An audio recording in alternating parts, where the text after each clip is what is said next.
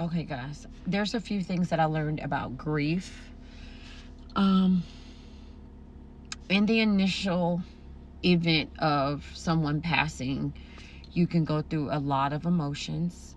One being denial, not believing that person is dead until you see them. Like, I went through that with my brother. I just was like, no, he's not answering the phone right now, but I'm pretty sure they have the wrong person or whatever. So that was so much in denial. Anger, just wondering why. Confusion, despair, and just in the end, you learn to accept, even though you don't want to, but you accept. And that's the last thing, is accepting. Grief also comes in waves. You may be very happy one day, and then, just you might think about that person on their birthday, or you might think of something funny, and it make you really, really, really, really sad. But one thing I want to say is it's okay to grieve, because grieving is a normal process, but you can't grieve so much until you stay in a deep, dark place. Because for some people, grief becomes a dark place where you're trapped into those dark emotions, and you just can't see your way out.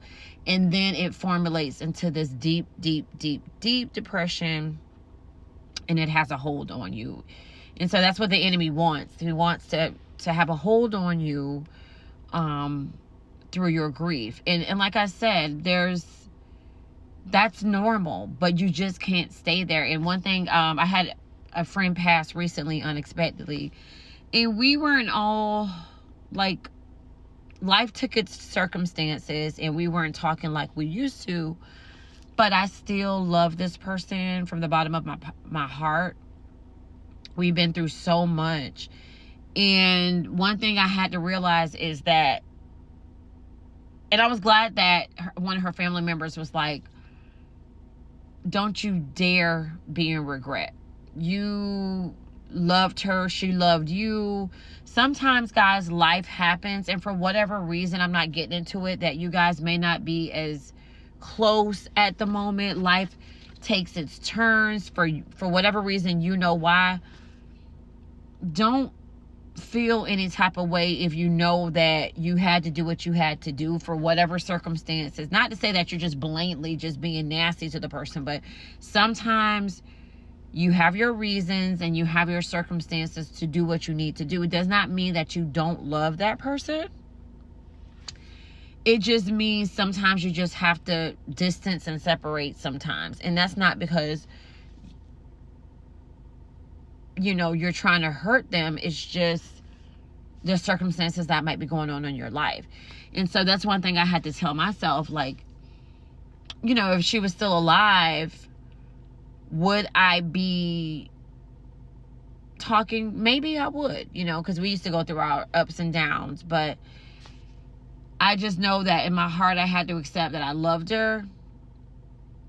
And even though we weren't as close as we were in the end, I always had significant love for her.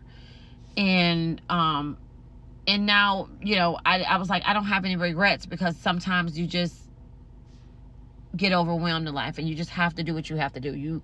You go through the fire sometimes, and sometimes people don't understand, and you have to do what you have to do sometimes to keep afloat and keep yourself sane, because you might be going through whatever. But all I'm saying is, don't allow grief to take you in a deep tunnel.